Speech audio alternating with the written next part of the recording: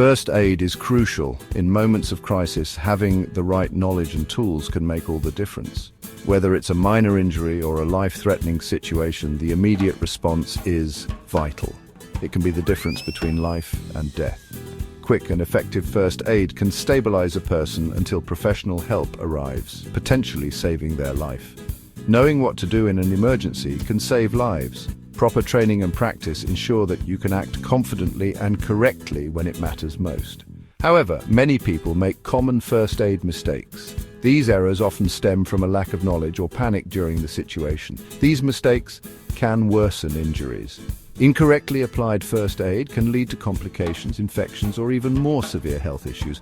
They can even be dangerous. In some cases, improper first aid can escalate the situation, causing more harm than good. This essay will discuss 12 common first aid mistakes. By understanding these errors, you can avoid them and provide better care in emergencies. It will provide clear and simple instructions for proper first aid. With the right knowledge, you can ensure that your first aid efforts are effective and safe. Never try to remove a foreign object from your eye yourself. This is a delicate situation that requires careful handling. Attempting to remove it on your own can cause serious damage to your eye, potentially leading to infections or even vision loss. If you have something in your eye, try blinking rapidly. This natural reflex can help dislodge the object. Tears may flush the object out, providing relief. The moisture from your tears can help wash away small particles. If this doesn't work, see a doctor immediately. A medical professional can safely remove the object and check for any damage.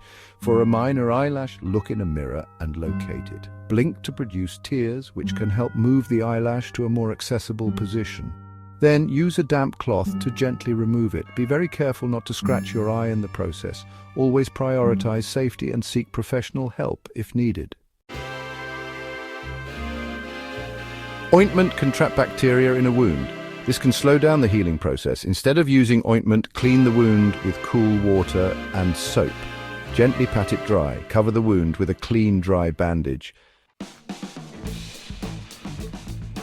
Never rub alcohol or vinegar on a feverish person. Alcohol can be absorbed through the skin. This can be toxic. Vinegar can disrupt the skin's pH balance. It can cause irritation. To reduce a fever, cool the room. Offer the person plenty of fluids. Avoid sugary drinks. Section 5. Fainting, keeping calm, and avoiding further injury. If someone faints, do not lift them up. Let them lie flat on their back. Loosen any tight clothing. This will help them regain consciousness. Once they are awake, offer them a sugary drink. Section 6. Burn care, separating myths from effective treatment. Butter or sour cream should never be applied to a burn. These substances can trap heat. This can worsen the burn. Instead, hold the burn under cool water for 15 minutes. Do not break any blisters. Cover the burn with a sterile bandage. Section 7. Broken bones. The importance of immobilisation. Never try to set a broken bone. This should only be done by a medical professional. If you suspect a broken bone, immobilize the injured limb. Use a splint or sling if possible. Seek medical attention immediately. Section 8. Sprains, the power of cold therapy. Applying heat to a sprain can increase inflammation. This can delay healing. Instead, apply ice to the sprain for 20 minutes at a time. Repeat every 2 hours for the first 48 hours. Section 9. Poisoning, when to induce vomiting and when to seek help. Do not induce vomiting unless instructed by a medical professional. Call emergency services immediately. Provide them with as much information as possible. This includes the type of poison, the amount ingested, and the age and weight of the victim. Section 10. Drowning, safeguarding yourself while saving others. If you need to rescue a drowning person, approach them from behind. This will prevent them from pulling you under. Grab them under the armpits or by the chin. Tow them to safety, keeping their head above water. Section 11. Embedded objects, resisting the urge to pull.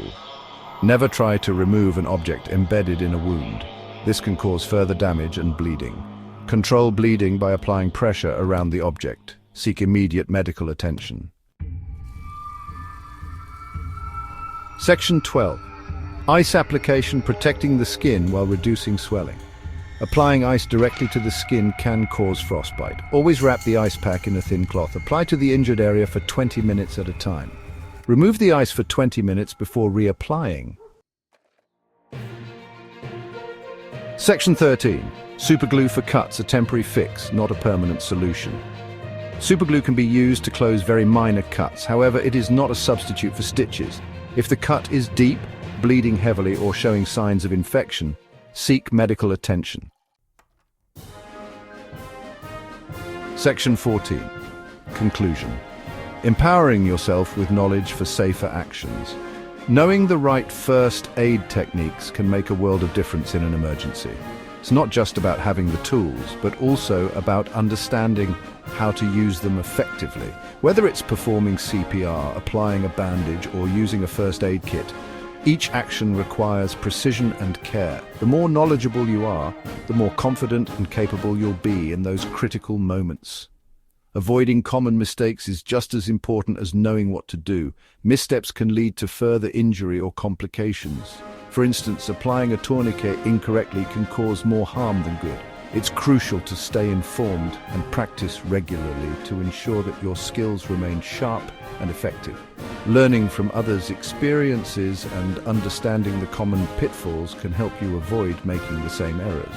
By understanding the potential risks and following the correct procedures, we can provide safer and more effective help when it matters most. Regular training sessions and staying updated with the latest first aid guidelines can significantly enhance your ability to respond appropriately.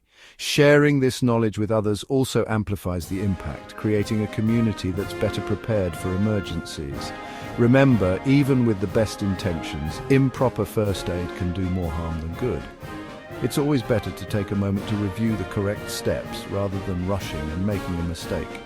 In high-pressure situations, staying calm and composed is key. Your primary goal should always be to stabilize the situation until professional help arrives. Always seek professional medical help when in doubt. While first aid can provide immediate relief, it's not a substitute for professional medical care. Contacting emergency services and providing them with accurate information about the situation can make a significant difference in the outcome. They have the expertise and equipment to handle more severe cases. Your knowledge and quick thinking could save a life. Every second counts in an emergency, and your preparedness can be the deciding factor between life and death. By continually educating yourself and practicing your skills, you not only empower yourself but also contribute to the safety and well-being of those around you. Remember, your actions can have a profound impact.